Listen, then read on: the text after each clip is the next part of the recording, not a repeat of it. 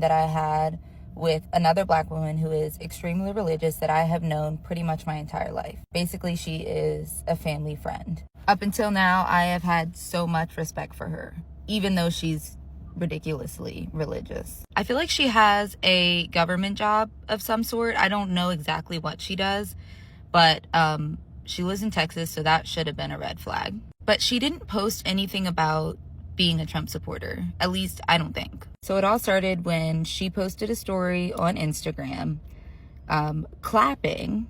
Well, not her clapping, but using the clapping emojis on a repost where it said that Donald Trump put an executive order to ban transgender women from women's sports. I basically responded and was like, wow, this is such a waste of time. And she just like laughed it off and was like, oh, da, da, da. I don't remember what she said, but it was unimportant. One thing that I will not be is tolerant of the intolerant.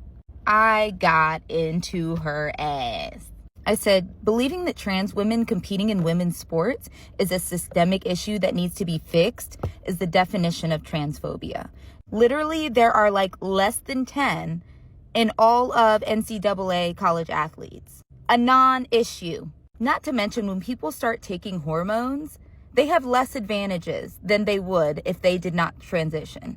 And athletes having advantages over other athletes is nothing new. We see it all the time. Some cisgender athletes are super tall. Some are super strong. Some are super fast. I sent her a video of a creator on here talking about the bigotry of trying to ban transgender women from women's sports. And she just broke it down really great. This girl responds saying, you know, you can support women's sports and not wanting men playing women's sports. Trans women are women. Biological sex and gender are two different things. Boy. So we got to talk about this fascinating TikTok from this woman who appears to be suffering from Trump derangement. And when she tried to talk to her mother about Trump derangement, apparently her mother wasn't having it, right? Her mother was just like, hey, you know, go outside, right? Touch grass, breathe some air. You're going to be all right, right? You're going to be all right. Now, the funny part about this is that the mother of this woman happens to be white. And this woman is accusing her mother of being racist for ignoring her concerns as a half black person in this country that is living under President Trump.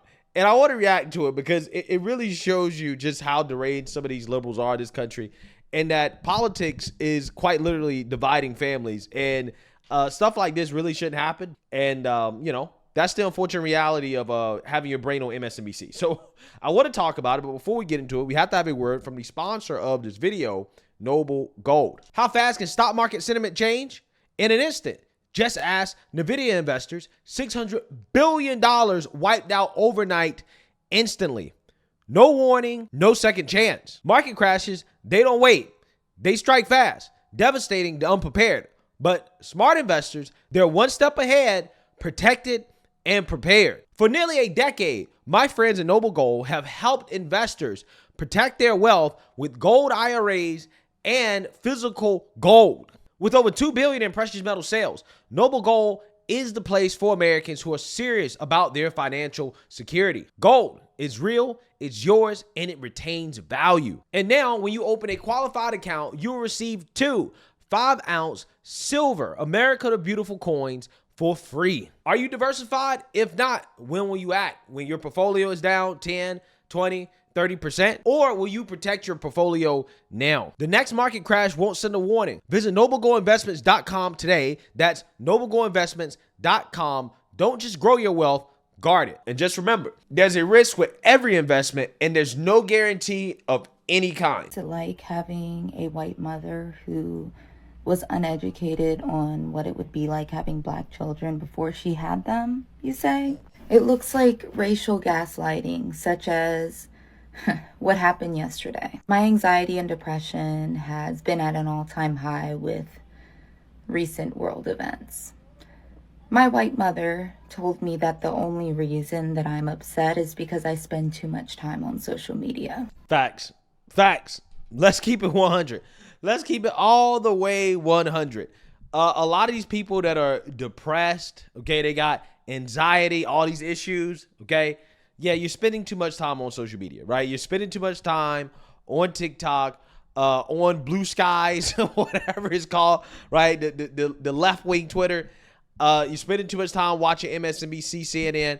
Yeah, you need to go outside and live real life, right? You need to go out there and, talk to people, meet new people, right? Just go live real life, okay? Because a lot of these people, again, they are living their lives in fear, unjustifiably. And that is what's leading to the depression and the anxiety.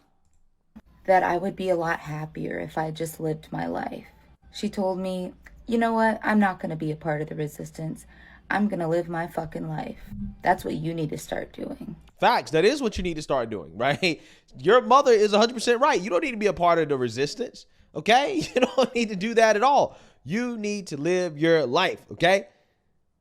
You can't be one of these people that is walking around every single day worried about Orange Man, right? Trying to always be fighting for social justice and all this stuff. No, just be happy, right? Enjoy your family. Okay, be a normal person. I'm just saying. I think the mother is correct. You would be a better mother if you did that. Mind you, I am a black woman with a black son. So no, I don't have the privilege to be able to just turn my head the other way when shit is going down the drain. My mother full on triggered a fight or flight response in me that was triggered as a response to the racial gaslighting, the emotional and verbal abuse that I have experienced my entire life. And then after she triggered that response in me, she told me that I was crazy and unstable and threatened to call CPS on me because she knows as a white woman that she could easily call the police and get my child taken away from me as a form of revenge and racism. Wow. Unbelievable. Absolutely unbelievable. This woman is accusing her mother of being a racist because her mother is giving her good advice, right? On how to not be depressed and walking around here with anxiety all the time, right? Her mother is giving her great advice. And also telling her, listen, you need to fix this issue because it is affecting your ability to take care of your child, right? There's no doubt in my mind that probably behind closed doors, the mother knows that her child may be unstable, right? There may be some issues, okay? The elevator may not go all the way to the top floor, right? So I don't think she said that out of revenge or racism. I think she said that out of legitimate concern for this woman and her child, her grandkid.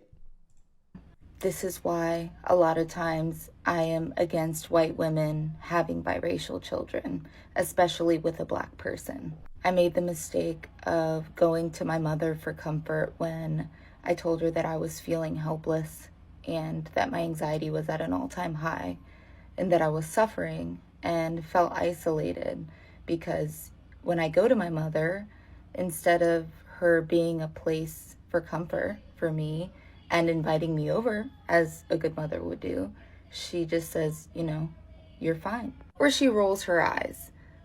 Well, what was she supposed to say, right? Was she supposed to sit there and boo-hoo, whine, and cry and, be depressed like you? Or is she supposed to, try to help you get over it? I think that she gave you the right advice. I feel like I'm that type of person, right? People, when they come to me for advice, I don't really jive with the boo-hoo, whining, and crying, the sad sob story. I'm not good with that. I'm not good with handling other people's feelings when they're emotional and they're sad about things I don't feel are justifiable, right? I'm not one of these people that's going to sit down in a corner and that's going to cry with you about your situation. I'm one of these people, if you ask me for advice, I'm going to give it to you straight up in regards to what I think you should do. We're not going to be sitting around boo-hoo, whining, and crying. We're going to be talking about how you fix your situation and how you can solve your problem, right? That is what I'm about. I'm a solution-oriented person because I don't like wasting my time on things I feel like are not productive, okay? And boohoo, whining, and crying, oh, woe is me, right? I'm black. That's a waste of my time, okay? It's a waste of my time. It's not productive. That's why I don't like doing it, right? So, this is interesting, right? It's very interesting because this person also made the statement that she is against white mothers having black children, aka she's basically against how she was born, right? Again, it's sad. It really is that people have this type of mentality. I felt so attacked yesterday. And then, of course, my white grandparents just looked the other way while my mom told me that I was crazy for being scared about what's happening in the world, scared that I'm going to lose my rights and my son is going to lose his right. Well, I mean, she's right. You're not going to lose any rights. What rights have you lost? You haven't lost any rights. Sounds to me like the mother is wise, right? The grandparents are wise too. That's what it sounds like to me. And again, this doesn't have anything to do with their skin color, their race. I mean, like, I'm black and I agree with them. I side with them, right? You're not losing any rights at all. So yes, your complaints are unjustified. And I definitely understand why they're rolling their eyes, because I mean, this is ridiculous. Son has ADHD and needs accommodations in school. I am terrified that those are going to be taken away from him. I'm a disabled person, and I'm terrified that the world is going to become an even harder place for me to navigate as a black person, a woman, and a disabled person. Congratulations. You got 3 Infinity Stones of wokeness. You want a trophy? You want a trophy? But that's what these people think. They really do think that, hey, the world is supposed to capitulate to me, right, and my needs if I fall into one of the victimhood categories or multiple victimhood categories, right? The more Infinity Stone wokeness that you have, the more you're supposed to feel bad, right? That's essentially how it goes. My mother will likely not have to experience the fear that I have. And she doesn't care because she decides to turn her head the other way. She will never know what it's like, and she doesn't care to know. I did some research to validate myself, and this is something that abusers do. They intentionally trigger their victims, and then when their victims have an elevated response to the abuse that is happening. For me, my PTSD as a survivor of childhood trauma was triggered, and I reacted appropriately because I was directly in the face of a threat and harm. So then when I am actively in fight or flight and I am screaming and yelling because I am terrified and I am trying to protect myself, something that I was not able to do as a child, I get called the crazy one. I get told, I'm going to take your son. I get told that I need to be hospitalized and that I am grossly unstable. But let me tell you something. That is what abusers do. You are not crazy. You are valid to be scared. Well, I don't know, man. I don't know because, I mean, I don't think it's right for people to threaten to take away other people's kids, right? But, in a situation like this woman is saying that she's not crazy. But yeah, I feel like a crazy person would react the way that she's reacting to her mother basically telling her, hey, like, your feelings about the world and what's happening are unjustified. And again, maybe you need to go outside, right? Get some fresh air, go touch grass. Okay, get off social media, get out there in the real world and live your life to be happy. I think only a crazy person, right, would be upset and to claim that their mother is abusing them for essentially just giving what I believe to be good advice. But again, the refusal to coddle and to validate this person's feelings, which that's what she's looking for, is a form of abuse, right? It's a form of abuse. If you are terrified right now, your nervous system is doing the right thing and responding appropriately. For all of my other biracial black women out there who understand what this is like, to have a white mother with biases who can so easily turn their head the other way when other people's rights are being taken away. I'm so sorry that you also have to deal with this. Just know that we are in this together, and you have a right to be scared and angry and pissed off. To my other people with abusive mothers out there, or abusive parents in general, your reaction to abuse is not abuse. The gaslighting that happens in order to perpetuate the abuse and try to make it seem like you're the problem and not the victim, that is not your fault. Find someone who you trust that can validate you and who knows about your abusive relationship. Wow. I'm still trying to find out the abuse, right? I am trying to learn what about what the mother said was abuse, right? I don't understand it. Maybe there are new definitions for abuse nowadays, right? I feel like me personally, my definition of abuse would be, I don't know, at the very least, like physical violence, right? Stuff like that. But I don't think that what this woman is going through is a form of abuse. But I don't know, right? Maybe not coddling people, right? Maybe not pacifying them and acknowledging their feelings, right? Regardless of how unjustified they are in having their feelings, right? Maybe not doing that as a form of abuse nowadays. I don't know.